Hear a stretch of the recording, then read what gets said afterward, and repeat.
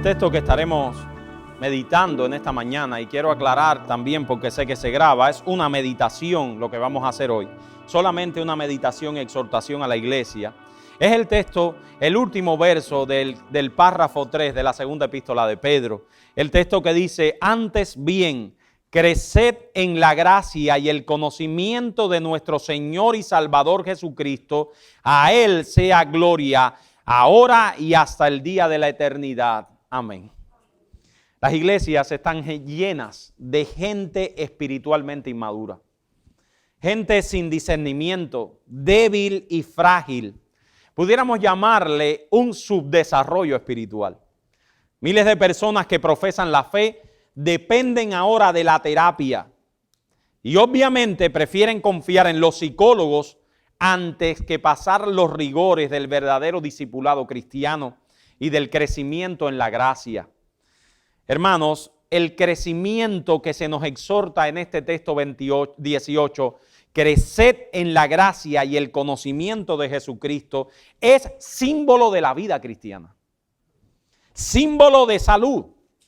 Tanto en el terreno físico como en el terreno espiritual, las personas que nacen crecen. Un niño nace y crece. Eso se espera. Ningún niño se queda como un bebito cuando nace. Mis hermanos, eso mismo pasa en el terreno espiritual. Todo el que nace de nuevo en Jesucristo se espera que crezca. Eso es lo natural. El creyente es nacido de nuevo en la regeneración para crecer. Y allí donde no se observa crecimiento, tú ves a un creyente 10 años después y no ha crecido nada, está como el mismo recién convertido. Hay buenas razones para dudar de que haya vida allí, de que haya vida cristiana. Este crecimiento es la señal de la vida espiritual en nosotros y es también una obligación, pero también es nuestro privilegio. Ahora, yo quiero compartir con ustedes algunas ideas sobre el crecimiento espiritual. Van a ser alrededor de 5 ideas sobre el crecimiento espiritual que me parece necesario para estos tiempos que estamos viviendo. En primer lugar, el crecimiento espiritual nada tiene que ver con nuestra posición en Cristo. El crecimiento espiritual nada tiene que ver con lo que ya somos en Cristo. Dios ya nos ve perfectos en Cristo. Estamos completos en Él, dice Colosenses capítulo 2, versículo 10.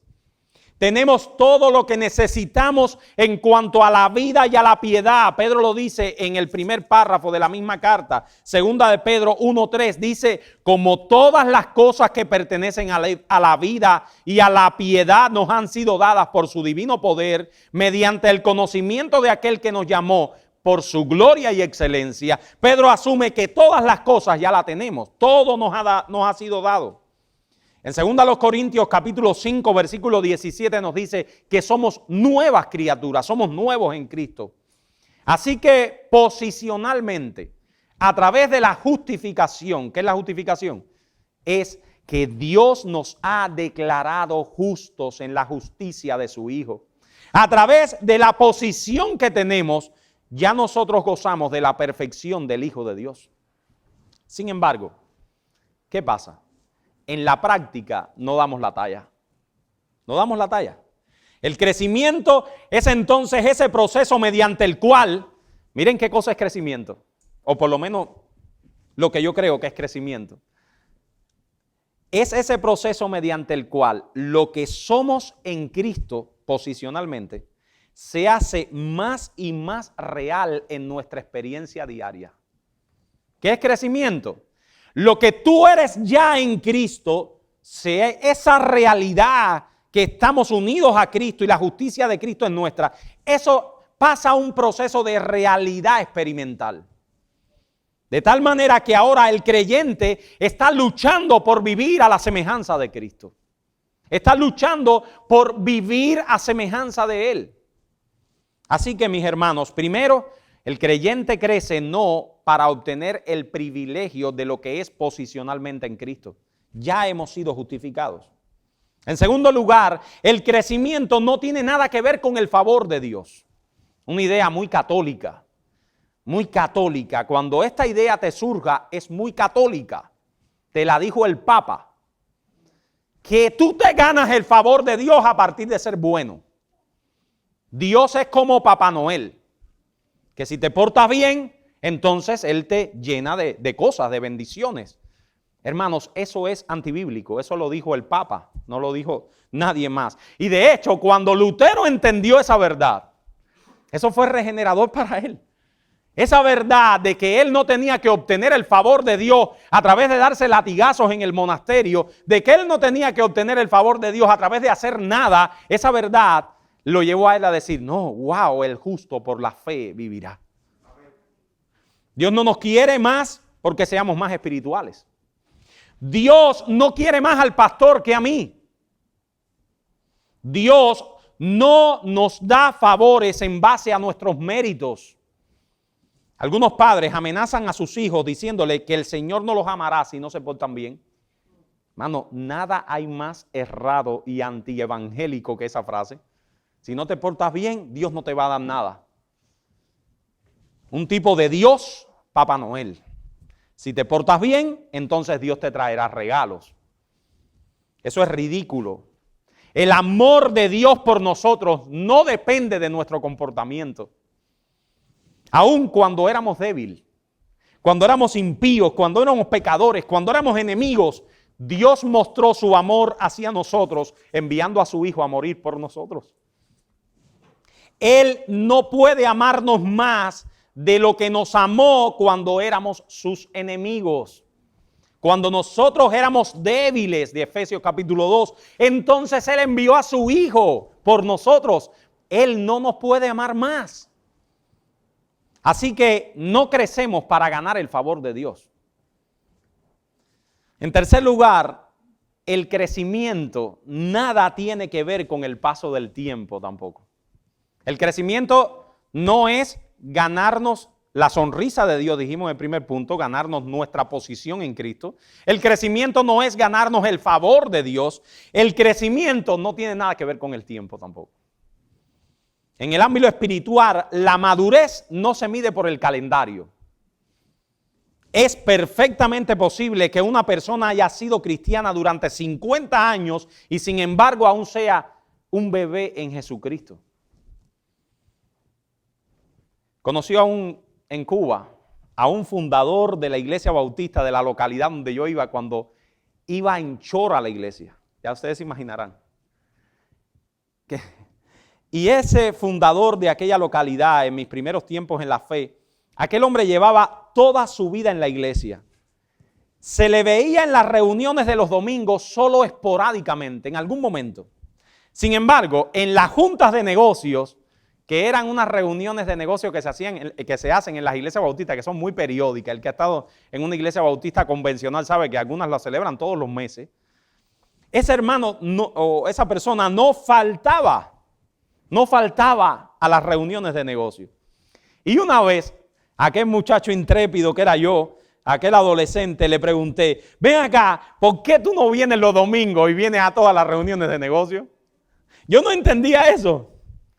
Y miren la respuesta que aquel hombre me dio, que la tengo, que aún suena en mi cabeza.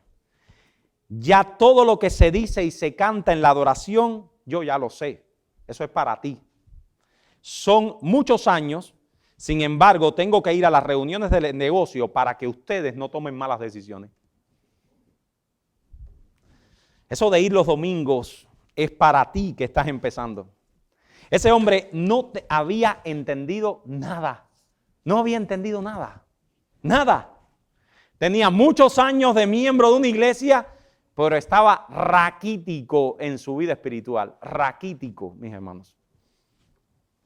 Así que en la vida espiritual el tiempo nunca es señal de madurez. Nunca.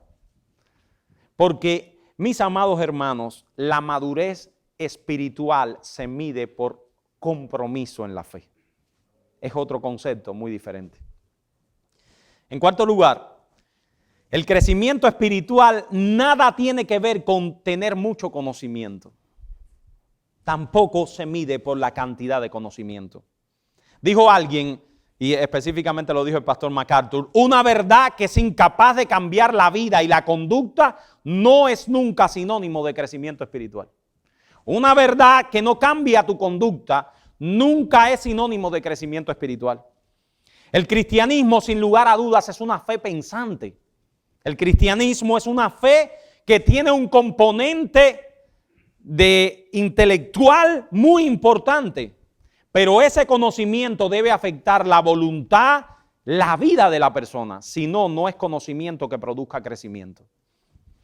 Es muy interesante en la carrera de medicina ver eminentes profesores. Tuve profesores que eran una biblioteca médica andante. En Cuba los hay así, René lo sabe.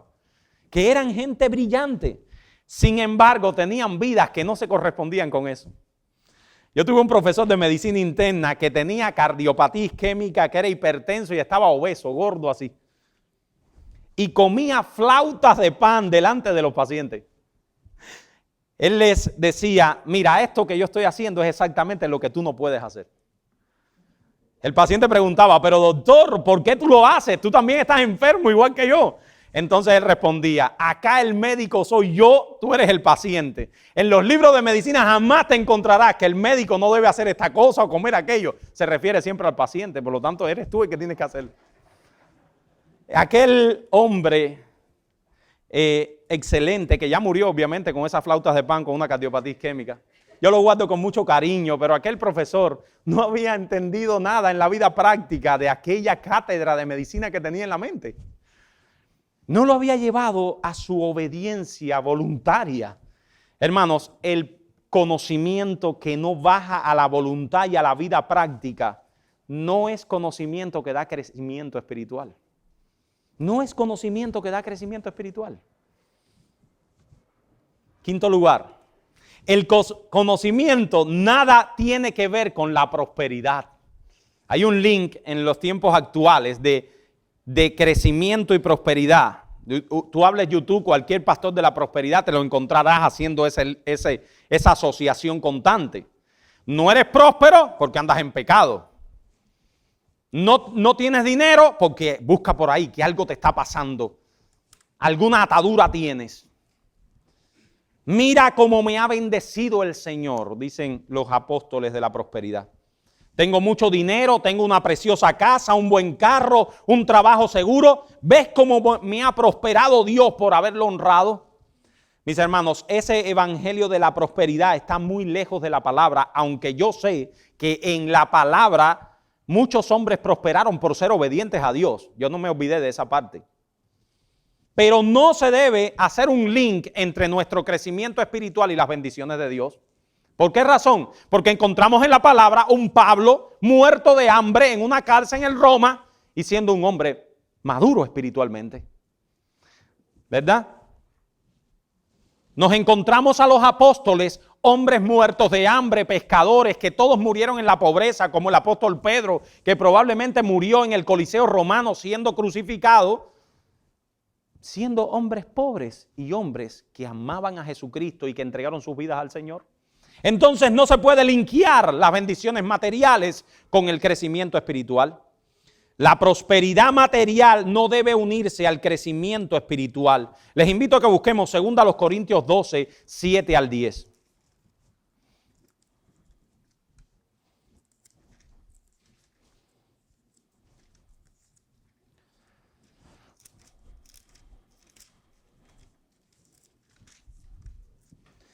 Dice así el apóstol Pablo: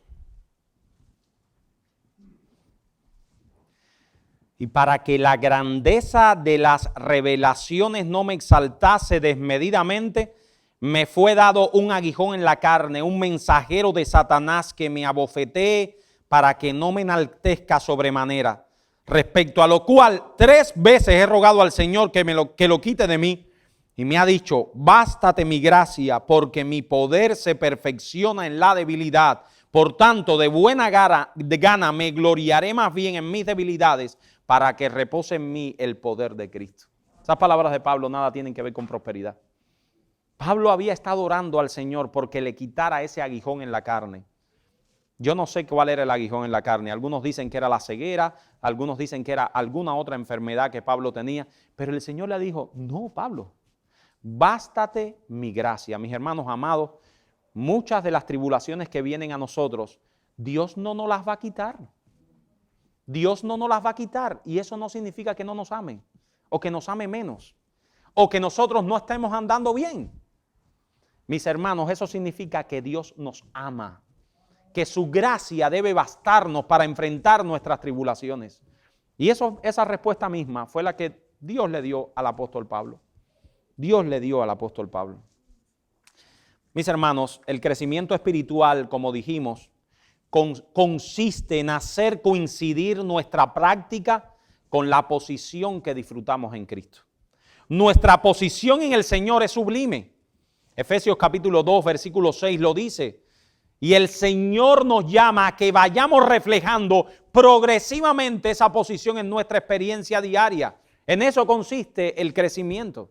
¿Qué es crecer? Es parecernos cada vez más a Jesucristo. Y miren cómo es descrito ese crecimiento en las Escrituras. En 1 Timoteo capítulo 6, versículo 11 dice que es seguir la justicia. En Romanos 12:2 dice que es ser transformados en la misma imagen de Cristo. En Colosenses 2:7 es perfeccionar la santidad. En Filipenses 3:14 es proseguir a la meta. Proseguir a la meta. Y en Colosenses 2:7 dice que es edificarse en la fe. Una vez tuve en Cuba una crucecita así pequeña que uno se la ponía en el... Pero esa crucecita lo interesante que tenía era que era una pregunta, tenía una pregunta. A mí no me gusta ponerme cruces. Después entendí que eso no es como muy evangélico, pero atrás tenía una pregunta que uno debía hacerse todo el tiempo. Estaba en inglés, la pregunta era, What would Jesus do? Y era más o menos así, ¿qué Jesús haría? Y esa pregunta es una pregunta muy buena, mis hermanos. ¿Ustedes saben por qué? Porque cada vez que vayas a tomar una decisión en tu vida, cada vez que vayas a hacer algo en tu vida, pregúntate, ¿qué Jesús haría si estuviera en mi lugar? ¿Qué Jesús haría?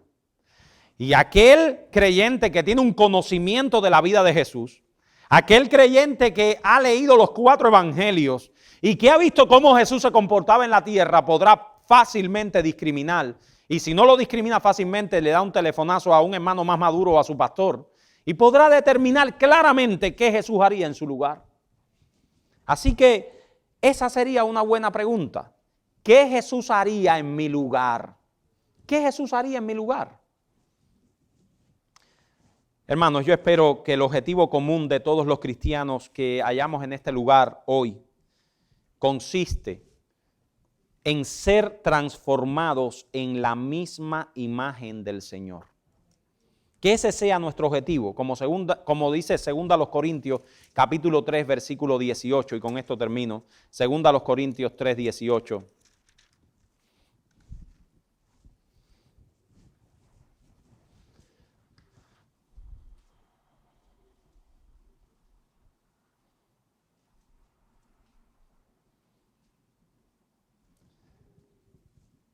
Verso 17, porque el Señor es espíritu y donde está el espíritu del Señor, allí hay libertad.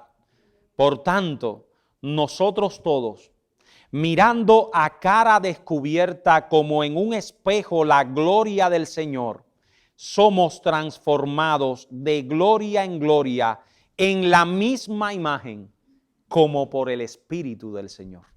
Oremos.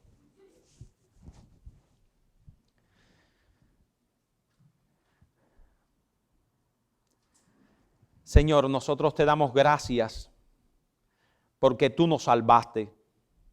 Te damos gracias por la transformación que tú obraste en nuestros corazones.